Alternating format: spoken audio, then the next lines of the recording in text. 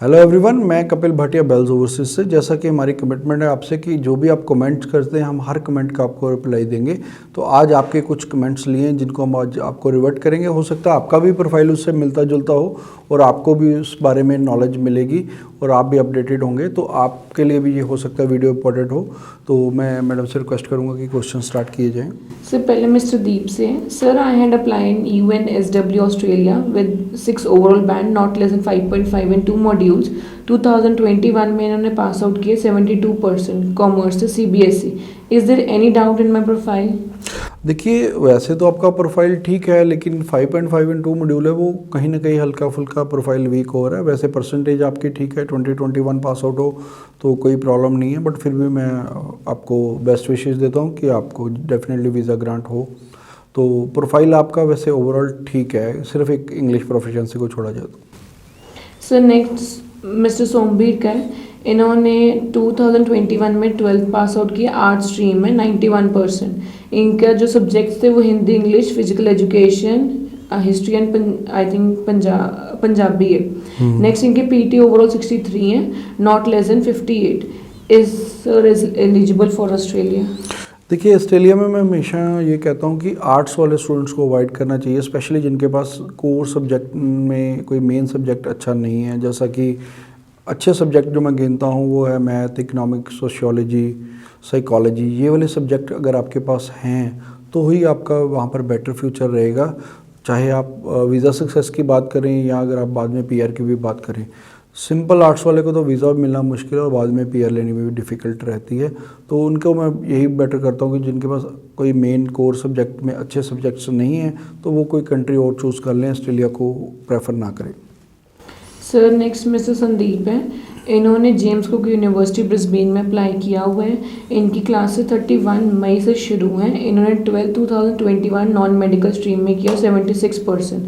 आइल्स में इनके ओवरऑल 6.5 है।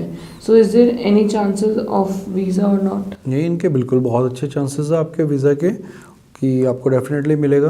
बस ये डिपेंड करता है कि आपने बैचलर्स ही ली हुई है तो आपको डेफिनेटली वीज़ा मिलेगा। आपका प्रोफाइल बहुत अच्छा है।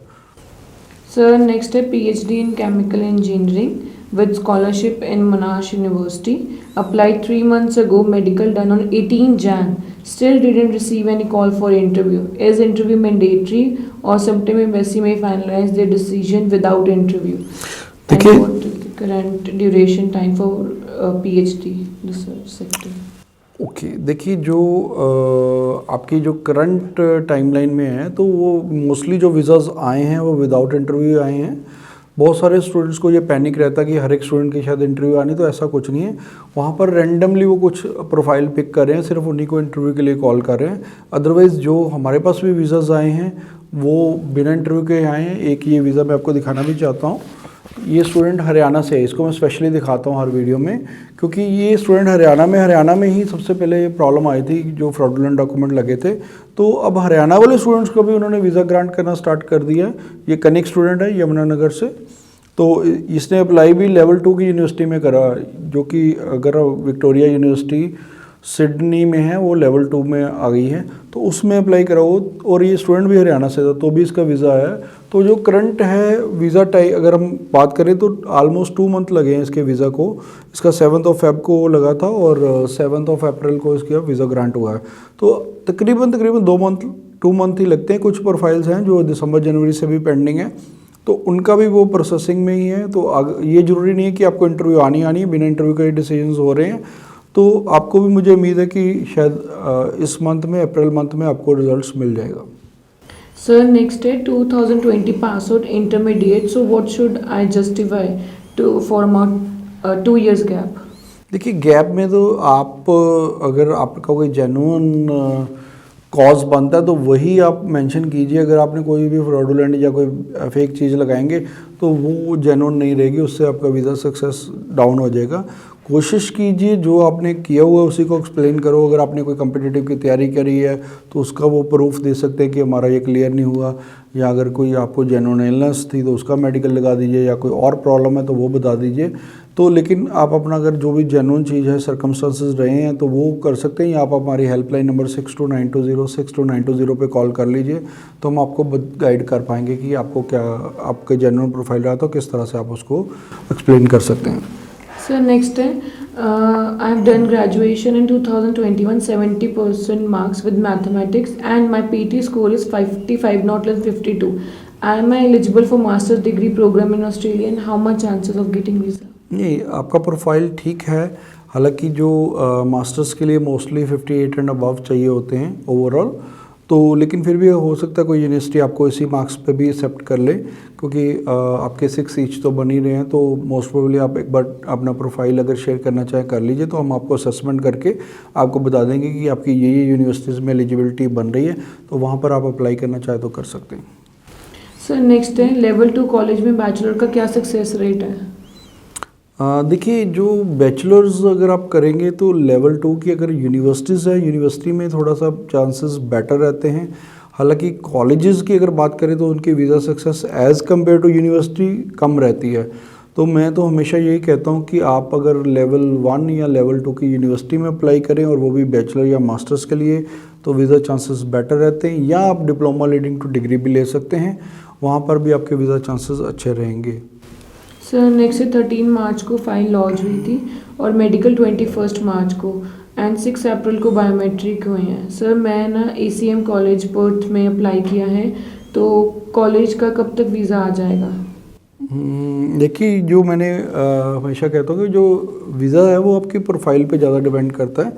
अगर आपका प्रोफाइल अच्छा है तो वहाँ पर वीज़ा मिलेगा। वैसे जो अभी करंट प्रोसेसिंग चल रही है वो फरवरी 2nd वीक की चल रही है, आपको थोड़ी सी पेशेंस रखनी पड़ेगी। आपको जो वीज़ा मिलेगा मोस्टली मई 1st वीक में या अप्रैल एंड में आपका एक्सपेक्ट कर सकते हैं आपका visa. Sir, applied for visa for masters in engineering EIT Perth on 22nd Jan and did my medical on 24 Jan. वो वीज़ा सक्सेस रेट के बारे में बात कर रहे हो, कभी एक्सपेक्ट कर सकते हैं वीज़ा? देखिए, वीज़ा आपको इसी मंथ एक्सपेक्टेड है, और मैं उम्मीद करता हूँ कि अगर आपका प्रोफाइल अच्छा होगा, आपने प्रोफाइल शेयर नहीं करा, तो अगर कंप्लीट प्रोफाइल होता तो मैं आपको वीज़ा सक्सेस भी बता सकता था। वैसे मुझे लग रहा है कि आपको इस मंथ में वीज़ा आ जाएगा, और मैं आपको विश भी करता हूँ कि आपको डेफिनेटली वीज़ा ग्रांट हो। Sir, next day, his son is already in Australia and he will financially support his sister for MS in IT course. Different consultant says not to show son income, although his earning is much more than the fee requirement. He says education is in Australia is an industry and they will treat your income as internal money. They want money should be from overseas.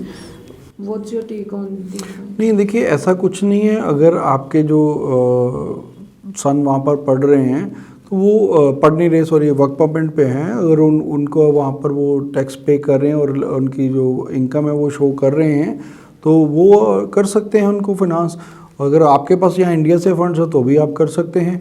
तो ऐसा कुछ नहीं होता कि ये ज़रूरी है कि आपने फंड सिर्फ इंडिया से ही दिखाने हैं, वहाँ भी आप कर सकते हैं अगर वो वर्क परमिट पे, और अगर उनकी जेन्युइन इनकम है और उस इनकम पे वो टैक्स भी दे रहे हैं, तो वो अपनी शो कर रहे हैं ऑस्ट्रेलियन गवर्नमेंट को, तो वो कर सकते हैं। ऐसा कोई प्रॉब्लम नहीं है। अगर आप चाहें आप भी इंडिया से कर सकते हैं, या पार्शली वो दे सकते हैं, पार्शली आप भी यहाँ से भेज सकते हैं। सो नेक्स्ट क्वेश्चन, ज़्यादातर बच्चों का यही रहता है कि कौन से टाइम पीरियड का वीज़ा आ रहा है और एम्बेसी कितना टाइम ले रही है वीज़ा देने के लिए? देखिए, जो जनरली है नॉर्मली स्टूडेंट्स को 2 मंथ्स के टाइम पीरियड है, जो जिसमें अभी वीज़ाज ग्रांट होने स्टार्ट हो गए हैं। वीज़ा स्टार्ट हो चुके हैं अप्रैल में आने, तो अभी जो मैं एक्सपेक्ट यही कर रहा हूँ कि ऑलमोस्ट 2 मंथ्स में सबको वीज़ा मिल जाएगा।